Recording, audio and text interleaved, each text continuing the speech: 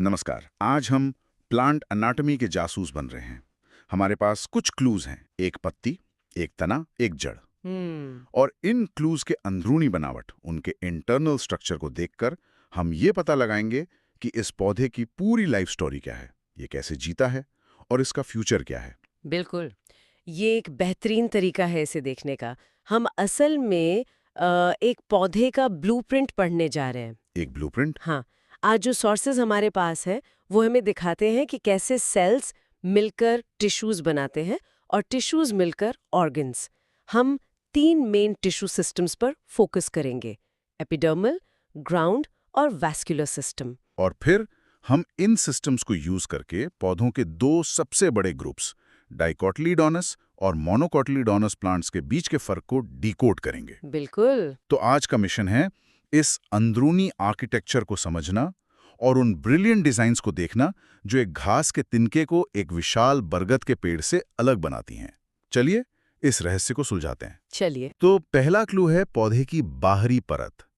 एक source material बात करता है एपिडर्मल टिश्यू सिस्टम की। ये तो पौधे की स्किन जैसा लगता है ना? एक प्रोटेक्टिव लेयर। ये एकदम सही एनालॉजी है। ये पूरे प्लांट बॉडी का मतलब सबसे बाहरी प्रोटेक्टिव कवर है। इसमें एपिडर्मल सेल्स, स्टोमेटा और कुछ अपेंडेजेस जैसे ट्राइकोम्स और रूट हेयर्स शामिल हैं। अच्छा। इसकी एक बहुत ही चालाक डिजाइन फीचर है, एक वैक्सी लेयर जिसे क्यूटिकल कहते हैं। ये एक तरह का वाटरप्रूफ कोट है जो पानी के लॉस को रोकता है। इंटरेस्टिंग। तो ये क्यूटिकल पौधे का नेचुरल रेनकोट है, लेकिन सोर्स ये भी कहता है कि जड़ों में क्यूटिकल नहीं होता। क्यों? हाँ, क्योंकि जड़ों का काम ही पानी अब्जॉर्ब करना है। अगर उन पे रेनकोट चढ़ा होगा तो वो अपना काम कैसे करेंगी? सही बात है। तो प्रकृति ने वहां से क्यूटिकल हटा दिया। ये दिखाता है कि स्ट्रक्चर हमेशा फंक्शन को फॉलो करता है। कमाल है। और इसी एपिडर्मल सिस्टम में स्टोमेटा भी होते हैं, पत्तियों में मौजूद छोटे छोटे पोर्स जो गैस एक्सचेंज और ट्रांसपिरेशन यानी पानी के वाष्पीकरण को रेगुलेट करते हैं। यहाँ एक दिलचस्प डिटेल है कि डाइकोट्स में ये 2 बीन शेप गार्ड सेल्स घेरे रहते हैं, लेकिन ग्रासेस जो मोनोकॉट्स हैं उनमें ये डम्बेल शेप्ड होते हैं। क्या इस शेप के फर्क से कोई अंतर पड़ता है? हाँ, ये सिर्फ एक कॉस्मेटिक डिफरेंस नहीं है। रिसर्च बताती है कि डम्बेल शेप्ड कार्ड सेल्स ज्यादा तेजी से और एफिशिएंटली खुल और बंद हो सकते हैं। अच्छा। हाँ, ग्रासेस के लिए ये एक बड़ा एडवांटेज है, जहां उन्हें बदलते लाइट और वाटर कंडीशंस में जल्दी रिएक्ट करना होता है। वाओ। और एपिडर्मल सिस्टम में अपेंडेजेस का भी जिक्र है, जैसे रूट हेयर्स और ट्राइकोम्स। रूट हेयर्स तो समझ आते हैं, पानी और मिनरल्स एब्जॉर्ब करने के लिए पौधे के स्ट्रॉज हैं। तो क्या ये ट्राइकोम्स जो स्टेम पर हैं पौधे की स्किन को धूप से बचाने के लिए सनस्क्रीन जैसा कुछ है, या शायद कीड़ों को दूर रखने के लिए कांटे? आपके दोनों हाइपोथेसिस सही हैं, depending on the plant. Trichomes multipurpose tools हैं। ये शूट सिस्टम पर होते हैं और अक्सर मल्टीसेल्युलर होते हैं। ओके। कुछ ट्राइकोम्स एक रिफ्लेक्टिव लेयर बनाकर तेज धूप से बचाते हैं, ट्रांसपिरेशन को कम करते हैं। कुछ नुकीले होते हैं और शाकाहारी जानवरों से बचाते हैं। और कुछ तो सिक्रेटोरियल भी होते हैं जो चिपचिपे या जहरीले सब्सटेंस रिलीज करके कीड़ों को दूर रखते हैं। ठीक है, तो एपिडर्मल सिस्टम हुआ पौधे का स्मार्ट मल्टीफंक्शनल आर्मर। अब आते हैं दूसरे सिस्टम पर, the ground tissue system. Sources कहते हैं कि एपिडर्मिस और वैस्कुलर बंडल्स को छोड़कर बाकी सब कुछ ग्राउंड टिश्यू है। ये तो पौधे का फिलर मटेरियल जैसा लग रहा है। फिलर शब्द इसके साथ न्याय नहीं करता। इसे पौधे का मेन वर्कशॉप कहना ज्यादा सही होगा। वर्कशॉप? हाँ, बल्कि ये सिर्फ वर्कशॉप नहीं, ये किचन, पैंट्री और बिल्डिंग का इंटरनल फ्रेमवर्क सब कुछ एक में है। ये वो जगह है जहाँ पौधे की ज्यादातर लाइफ एक्टिविटीज होती हैं। किचन, पैंट्री एंड फ्रेमवर्क, ये थोड़ा और एक्सप्लेन करिए। देखिए, इसमें 3 तरह के सिंपल टिश्यूज होते हैं: पैरेन्काइमा, कोलेनकाइमा और स्क्लेरेन्काइमा। पत्तियों में ग्राउंड टिश्यू, जिसे मेसोफिल कहते हैं, वो पौधे का सोलर पावर्ड किचन है जहां फोटोसिंथेसिस होता है। ठीक है। जड़ों और फलों में पैरेन्काइमा सेल से बना ग्राउंड टिश्यू एक लॉन्ग टर्म फूड पैंट्री है। और तने में ये सपोर्टिव स्कैफोल्डिंग है जो पौधे को खड़ा रखता है। पौधे का ज्यादातर जीवन इसी टिश्यू में चलता है। अच्छा, तो ये पैरेन्काइमा, कोलेनकाइमा, स्क्लेरेन्काइमा, इनको आसान भाषा में समझे तो क्या हम कह सकते हैं कि पैरेन्काइमा पौधे का जनरल पर्पस पैकिंग मटेरियल या फ्लैश है, हाँ, और कोलेनकाइमा यंग फ्लेक्सिबल पार्ट्स के लिए कार्टिलेज जैसा है, और स्क्लेरेन्काइमा एकदम हड्डी या कंक्रीट जैसा सपोर्ट है। This is a brilliant way to put it. Parenchyma cells पतली दीवारों वाले होते हैं और फोटोसिंथेसिस, स्टोरेज, सिक्रीशन जैसे कई काम करते हैं। ओके।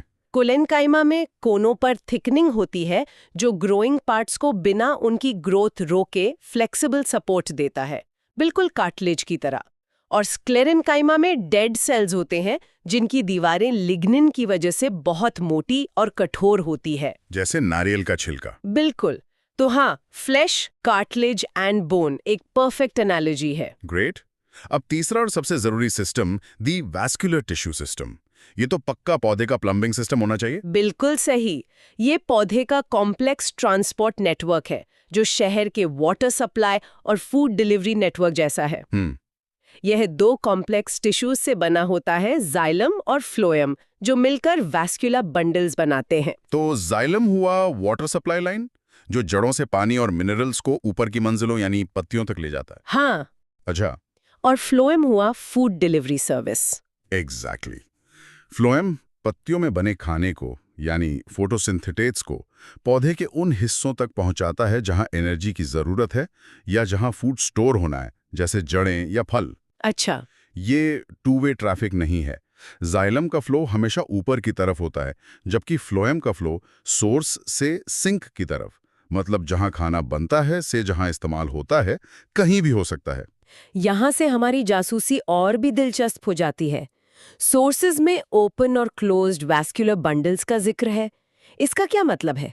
ये दरवाजे की तरह खुलते बंद होते हैं क्या? नहीं, दरवाजे की तरह नहीं। यहाँ सबसे फैसिनेटिंग बात कैम्बियम नाम के एक टिश्यू की मौजूदगी या गैर मौजूदगी है। कैम्बियम? हाँ, डाइकोटिलिडनस स्टेम्स में जाइलम और फ्लोएम के बीच सैंडविच की तरह कैम्बियम की एक परत दबी होती है। ये मेरिस्टेमेटिक टिश्यू की एक पट्टी है जिसमें लगातार डिवाइड करने की यानी नए सेल्स बनाने की जबरदस्त क्षमता होती है। डिवाइड करने की क्षमता बिल्कुल, मतलब ये पौधे की हाइट नहीं बल्कि उसकी मोटाई बढ़ाता है। प्रिसाइसली।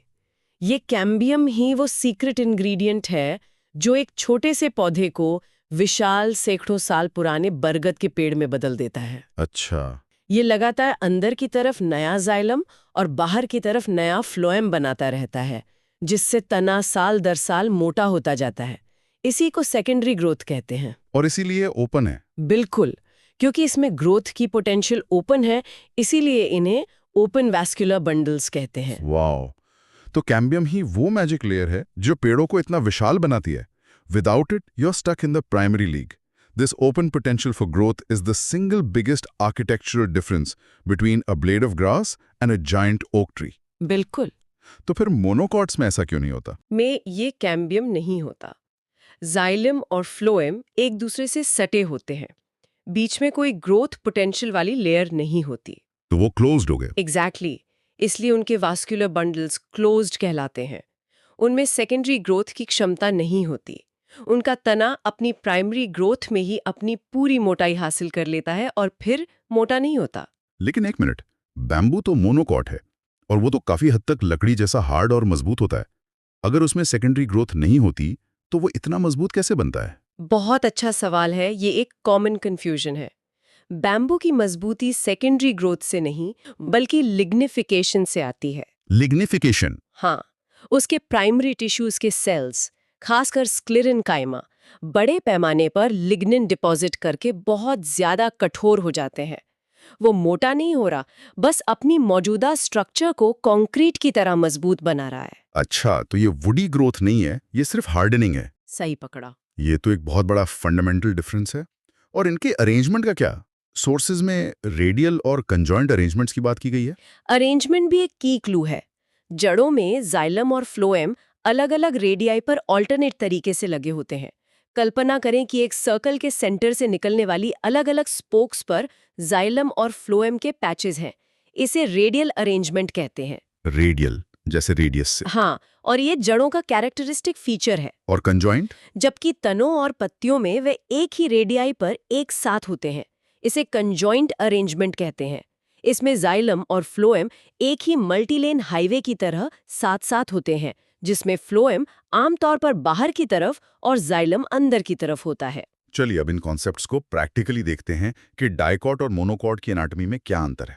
शुरुआत जड़ों से करते हैं। ठीक है।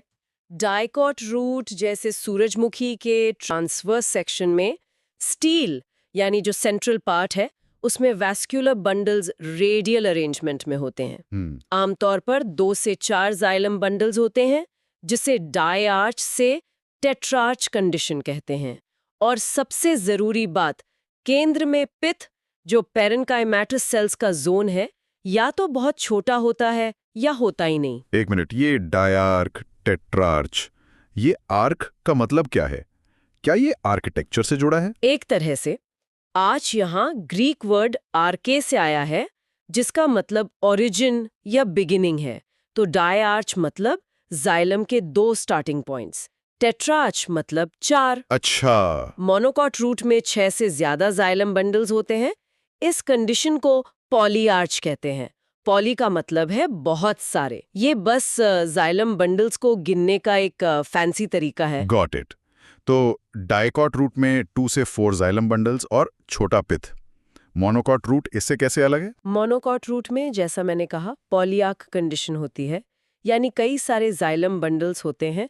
और दूसरा बड़ा अंतर है पित्त का। मोनोकॉट रूट के केंद्र में एक बड़ा वेल डेवलप्ड पित्त होता है, जबकि डाइकॉट में वो इनकंस्पिक्यूअस होता है। Okay, we've seen the foundation in the roots, but all of this architecture exists to support the most important part, the skyscraper that reaches for the sun. Let's talk about the stems. हाँ, यहाँ तो बहुत बड़ा अंतर दिखता है। हाँ, तने में अंतर बहुत साफ है। डाइकॉट स्टेम में वैस्कुलर बंडल्स एक रिंग में व्यवस्थित होते हैं। अगर आप तने का क्रॉस सेक्शन देखें तो आपको बंडल्स एक परफेक्ट सर्कल में अरेंज हुए मिलेंगे। एक सर्कल में? हाँ, और ये रिंग अरेंजमेंट ही डाइकॉट स्टेम का कैरेक्टरिस्टिक फीचर है। और जैसा हमने बात की, ये बंडल्स कॉन्जॉइंट और ओपन होते हैं। मुझे याद है बचपन में हम किसी टहनी को तोड़कर उसके एंड को देखते थे और वो रिंग साफ दिखती थी। तब पता नहीं था कि हम असल में डाइकॉट एनाटॉमी देख रहे हैं। बिल्कुल। और मोनोकॉट्स में ये बिखरे हुए क्यों होते हैं? इसके विपरीत मोनोकॉट स्टेम में वैस्कुलर बंडल्स पूरे ग्राउंड टिश्यू में बिखरे मतलब स्कैटर्ड होते हैं। कोई डेफिनेट पैटर्न नहीं होता। ये कंजॉइंट तो होते हैं पर क्लोज्ड होते हैं। इसका कोई फायदा है? हाँ, इसका एक एवोल्यूशनरी एडवांटेज है। बिखरे हुए बंडल्स जो स्क्लेरेनकाइमेटस बंडल शीट से घिरे होते हैं पूरे तने को फ्लेक्सिबिलिटी और स्ट्रेंथ देते हैं। यही वजह है कि तेज हवा में घास का तना टूटता नहीं, मुड़ जाता है। अच्छा। जबकि रिंग अरेंजमेंट वाला तना ज्यादा रिजिड होता है। बिल्कुल।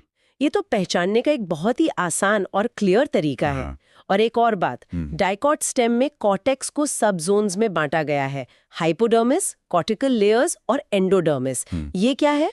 ये तने में डिवीजन ऑफ लेबर है। डाइकॉट स्टेम में एपिडर्मिस के ठीक नीचे कॉलन काइमा का बना हाइपोडर्मिस होता है जो मैकेनिकल स्ट्रेंथ देता है।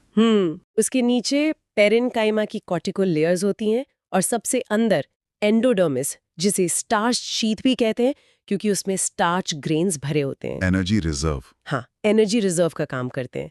मोनोकॉट स्टेम में ऐसा क्लियर डिफरेंशिएशन नहीं होता।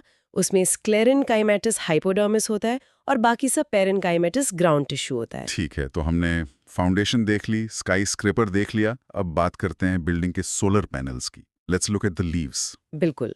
डाइकॉट लीफ को डॉर्सी वेंट्रल कहा जाता है। इसका क्या मतलब है? डॉर्सी वेंट्रल का मतलब है कि उसकी 2 सर्फेसेस हैं जो स्ट्रक्चरली अलग हैं। एक डॉर्सल यानी ऊपरी और एक वेंट्रल यानी निचली। अच्छा। डाइकॉट लीफ की ऊपरी सतह ज्यादा गहरे हरे रंग की होती है और निचली सतह हल्के रंग की। अंदर से भी ये अलग हैं। यहाँ मेसोफिल जो ग्राउंड टिश्यू है 2 हिस्सों में बटा होता है। कैसे? ऊपरी की ओर लंबे टाइटली पैक्ड सेल्स का पैलिसेड पेरेन्काइमा होता है जो ज्यादातर लाइट अब्सॉर्ब करता है, और नीचे की ओर लूजली अरेंज्ड इर्रेगुलर सेल्स का स्पॉन्जी पेरेन्काइमा होता है, जिनके बीच बड़ी बड़ी एयर कैविटीज होती हैं गैस एक्सचेंज के लिए। और ज्यादातर स्टोमेटा निचली सतह पर ही क्यों होते हैं? ये एक वाटर सेविंग एडेप्टेशन है। ऊपरी सतह पर डायरेक्ट सनलाइट पड़ती है जिससे ज्यादा ट्रांसपिरेशन होगा। स्टोमेटा को निचली ठंडी और छायादार सतह पर रखने से पानी का लॉस कम होता है। स्मार्ट। और मोनोकॉट लीफ, जिसे आइसोबैलेट्रल कहते हैं, इसका मतलब दोनों तरफ से एक जैसा? बिल्कुल। आइसोबैलेट्रल का मतलब है कि दोनों सतहें लगभग एक जैसी दिखती हैं और उनका इंटरनल स्ट्रक्चर भी सिमिलर होता है। ओके। मोनोकॉट लीफ, जो अक्सर सीधी खड़ी रहती है, में मेसोफिल, पैलिसेड और स्पॉन्जी में बटा नहीं होता। सारे मेसोफिल सेल्स लगभग एक जैसे होते हैं और स्टोमेटा भी दोनों सतहों, एडैक्सियल और एबैक्सियल, पर लगभग बराबर संख्या में मौजूद होते हैं। ताकि वो दोनों तरफ से लाइट और CO2 ले सकें। एग्जैक्टली। और यहाँ ग्रासेस में एक शानदार एडेप्टेशन है।